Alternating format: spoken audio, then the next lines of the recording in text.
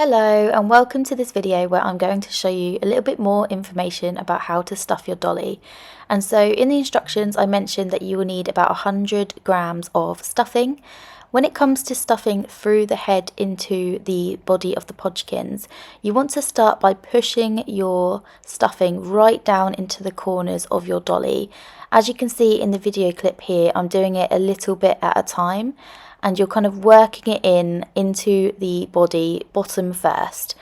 The reason I'm doing this is so that I can shape the bottom to sit as flat as possible so that your dolly can sit, and I'm testing it as I'm stuffing it. So I'm sitting the dolly up and making sure that I'm not over stuffing the bottom to make it too rounded. I hope that makes sense.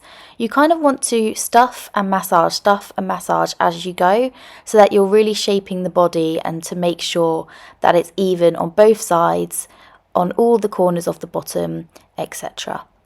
Once your body is full and nice and squishy, you can now move on to the head, and I do this in the same way by starting stuffing the sides of the head so that I can get a nice even coverage on both sides by tucking it in with my fingers like so and pushing it right to the edges of the head. Once I've filled up both edges of the head, I continue to stuff until I get to the center of the head, and then I use my finger to point down into the neck so that it kind of merges the stuffing between the head and the neck, and there isn't like a floppy a floppy gap in between the body and the head. So hopefully that makes sense as well. So as you can see here in closer detail, I'm sort of tucking that stuffing around the sides, down the neck, so that it kind of molds it all together.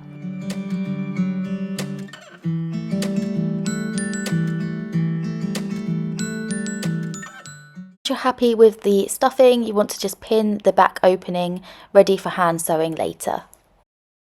When it comes to stuffing the arms, you want to do the same sort of process but taking much smaller pieces of stuffing, and this might help to use a chopstick or some kind of pointed tool to do this. I'm just using my finger and my pen, and you can see I'm poking the stuffing right into the bottom or the tip of the hand, and I'm doing this slowly, working in a little bit at a time. And then as you can see, I'm also poking that stuffing at the top of the arm. Keep doing this until you're really happy with the amount that it's stuffed. You want the arms to be quite firm, but also at the top of the arm you want it to be a little bit squishy, so when it comes to sewing it on the doll, they don't stick out too much on the doll's body.